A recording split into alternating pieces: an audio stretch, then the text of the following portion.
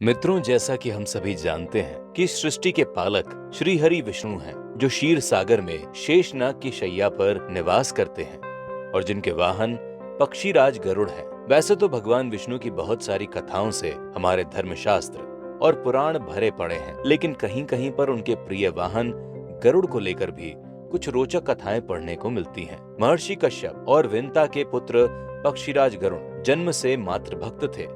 अपनी माता को दासी भाव से मुक्त करवाने के लिए देवताओं तक से लड़ गए थे और यहाँ तक कि देवराज इंद्र के अचूक अस्त्र वज्र का भी उन पर कोई प्रभाव नहीं पड़ा था। कुछ समय पहले हमने एक वीडियो बनाई थी जिसमें गरुड़ के जन्म से लेकर अपनी मां को दासी भाव से मुक्त करवाने और भगवान विष्णु का वाहन होने तक की पूरी कथा को बहुत ही विस्तार से बताया गया था। उस वीडियो का लिंक नीचे डिस्क्रिप्शन में भी दिया गया है। मित्रों, आज की वीडियो में हम गरुड़ की उस कथा को लेकर आए हैं जिसमें अनजाने में ही गरुड़ ने एक हाथी और कछुए को श्राप मुक्त कर दिया था। दरअसल ये कथा तब की है जब गरुड़ अपनी मां को दासी भाव से मुक्त करवाने के उद्देश्य से अमृत लाने के लिए देवताओं के पास जा रहे थे, लेकिन उससे पहले कुछ ऐसी घटनाएं घटी जिनमें दो शापित भाइयों का उद्धार गरुड़ के हाथों हो गया। महाभारत के आदि पर्व के अनुसार अमृत को स्वर्ग से लाने के लिए गरुड़ माता की आज्ञा लेने गए और बोले, हे माँ, मैं स्वर्ग की ओर कूच करने जा रहा हूँ, मुझे आशीर्वाद देना कि मैं सफल होकर लौटूं। लेकिन मुझे एक बात की चिंता है कि इतनी लंबी यात्रा के दौरान अगर मुझे भूख लगेगी तो मैं क्या खाऊंगा। इस पर माता विंता ने गरुड़ से कहा कि हे पुत्र, वैसे तो तुम एक परम शक्तिशाली और धर्म योद्धा हो और मुझे ये भी विश्वास है कि तुम अपने लक्ष्य में जरूर कामयाब होगे, लेकिन फिर भी अगर तुम्हें भूख सताए तो तुम समुद्र तट के पास चले जाना, जहाँ बहुत से दुष्ट निषाद रहते हैं। उन्हें अपना आहार बनाकर अपने पेट की भूख को शांत कर लेना, लेकिन इस बात का जरूर ध्यान रखना कि गलती से भी किसी तपस्वी को अपना आहार मत बनाना, वरना तुम्हें भयंकर पाप लगेगा। अपनी माँ की आज्ञा पाकर गरुड़ ने अपने बड़े बड़े पंखों के सहारे एक लंबी छलांग लगाई। लंबी यात्रा के कारण मार्ग में गरुड़ को भूख लग गई और फिर वो अपनी भूख को मिटाने के लिए अपनी माँ के बताए हुए समुद्र के तट पर जा पहुंचे। वहां उन्होंने दुष्ट निषादों को अपना आहार बनाया, लेकिन इसके बावजूद उनकी भूख शांत नहीं हुई। भूख से तड़पते हुए गरुड़ को अचानक अपने पिता महर्षि कश्यप की याद आई और फिर तुरंत ही वो अपने पिता के पास जा पहुंचे। अपने पिता कश्यप के पास पहुंचकर उन्होंने कहा कि हे पिता, दुष्ट निषादों को खाने के बाद भी मेरी भूख नहीं मिट रही है। कृपया मेरी भूख शांत करने का कोई उपाय बताइए ताकि मैं जल्द से जल्द अमृत लेने स्वर्ग की ओर जा सकूं। तो इस पर महर्षि कश्यप बोले कि हे पुत्र, यहाँ से कुछ ही दूरी पर एक बहुत ही सुंदर सरोवर है, जहाँ पर एक बहुत बड़ा हाथी और कछुआ रहता है। तुम उन दोनों को अपना निवाला बना सकते हो क्योंकि वो दोनों शापित हैं। अपने पिता से ऐसी बातें सुनकर गरुड़ के मन में उन दोनों के शापित होने के कारण को जानने की इच्छा हुई। तो इस पर महर्षि कश्यप ने उस हाथी और कछुए के पूर्व जन्म की कथा कुछ इस तरह से गरुड़ को सुनाई कि बहुत समय पहले विभावसु नाम के बहुत ही क्रोधी ऋषि हुआ करते थे, जिनके छोटे भाई का नाम सुप्रतीक था और वो भी बहुत बड़े तपस्वी थे। सुप्रतीक अक्सर अपने बड़े भाई विभावसु से बंटवारे की बातें किया करते थे और कभी भी उनके साथ मिलजुल कर नहीं रहते थे।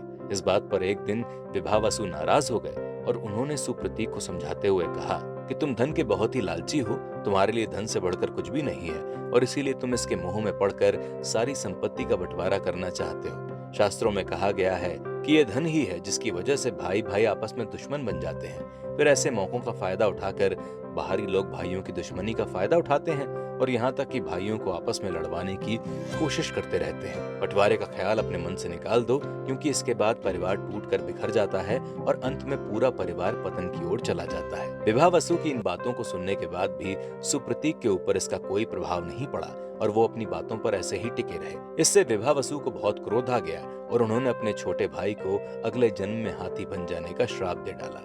इस पर सुप्रतीक ने बदले में अपने बड़े भाई को अगले जन्म में कछुआ बन जाने का श्राप दे दिया। अब इस जन्म में ये दोनों भयंकर और विशाल जंतु हो चुके हैं और एक दूसरे के घोर शत्रु हैं। महर्षि कश्यप गरुड़ को इतनी कथा सुनाने के बाद कहते हैं कि हे गरुड़, हो सकता है कि विधाता को इन पर तरस आ गया होगा, जो तुम्हें इनका नाश करने के लिए भेजा है, ताकि इन दोनों जीवों को अपने अपने दिए हुए श्रापों से मुक्ति मिल सके। इसीलिए जाओ, उस 6 योजन ऊंचे और 12 योजन लंबे हाथी, 3 योजन ऊंचे और 10 योजन गोल कछुए को खाकर उन्हें इस योनि से मुक्त कर दो। अपने पिता की आज्ञा पाकर गरुड़ उस सरोवर तक जा पहुंचे और अपने भयंकर पंजों से उस कछुए और हाथी को जकड़कर हवा में उड़ गए। गरुड़ हवा में उड़ते हुए ऐसे स्थान खोज रहे थे जहां वो आराम से बैठकर इन दोनों जीवों को खा सके, लेकिन कहीं भी ऐसा स्थान नहीं मिल रहा था। अचानक मार्ग में एक बहुत बड़ा पीपल का पेड़ मिला, जिसकी डाली पर वालखिले नाम के ऋषि उल्टा लटक कर भगवान की तपस्या करते रहते थे। गरुड़ ने सोचा कि इस पेड़ के पास ठहर कर भोजन ग्रहण कर लूं, लेकिन उनकी नजर जब उन ऋषियों पर पड़ी तो फिर गरुड़ आगे बढ़ गए। इसके बाद गरुड़ उड़ते उड़ते गंधमादन पर्वत पर जा पहुंचे और फिर आराम से उन्होंने उस कछुए और हाथी को खाकर अपनी भूख मिटाई और इस तरह से वो दोनों श्राप मुक्त होकर अपने अपने लोकों को चले गए। इस घटना के बाद कथा और भी रोचक हो जाती है, जिसमें गरुड़ सीधे स्वर्गलोक पहुंचते हैं और बहुत ही संघर्ष करने के बाद उन्हें अमृत मिलता है। फिर देवराज इंद्र की सहायता से गरुड़ अपनी माता विनता को दासी भाव से मुक्त करवाते हैं। डिस्क्रिप्शन में दिए गए लिंक पर क्लिक करके आप आगे की पूरी कथा को विस्तार से जान सकते हैं। मित्रों, आशा है आपको आज की ये वीडियो अवश्य पसंद आई होगी। अगर आप अपना कोई भी सुझाव नारद वाणी को देना चाहते हैं तो बिना संकोच के कमेंट बॉक्स में दे सकते हैं। और अगर आपने अभी तक हमारे चैनल को सब्सक्राइब नहीं किया है तो आज ही सब्सक्राइब करें। नारद वाणी। धन्यवाद।